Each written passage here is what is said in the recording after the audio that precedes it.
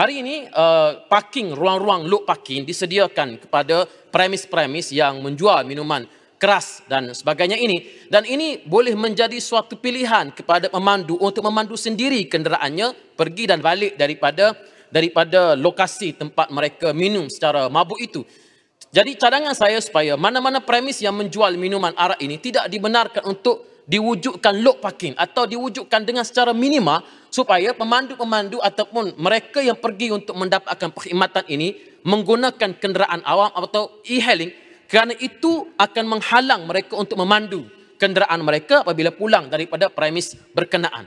Ini sebagai suatu langkah sementara. Yang lebih jauh lagi sebenarnya ialah kita mengharapkan supaya industri arak ini sendiri pada akhirnya sudah tidak ada dalam negara kita ini, tetapi ia mungkin perlu melalui proses kependidikan.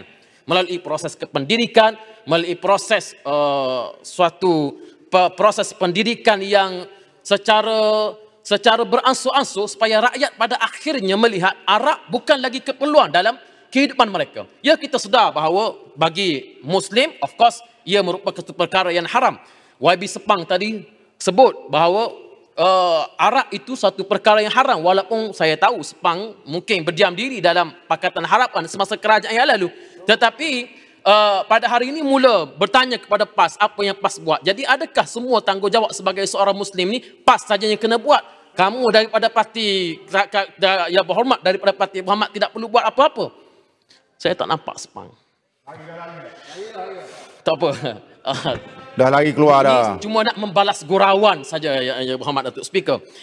Jadi ini bukan gurauan, ini serius ni Muhammad. Ini perlu ya Muhammad Datuk Speaker, bahawa kita kena ingat bahawa pada akhirnya rakyat perlu diberikan kefahaman bahawa minuman keras ini bukan sebahagian daripada norma kehidupan kita dan ia sekaligus akan menyelesaikan isu pemanduan mabuk tanpa perlu untuk memperkenalkan undang-undang yang keras seperti ini. Sekali lagi tahniah kepada Yang Berhormat Menteri Pengangkutan di atas sepak mula yang dilakukan pada hari ini, dan ini ialah merupakan satu langkah yang cukup baik dalam mengajak rakyat, mendidik rakyat supaya tidak memandu sambil mabuk dan pada akhirnya akan mengenepikan terus amalan minum minuman keras yang ada pada hari ini. Saya setuju dengan Ibu Ahmad daripada Seremban yang memperkenalkan isu kena patuh beliau berada atas jalan raya, patuh peraturan dan sebagainya.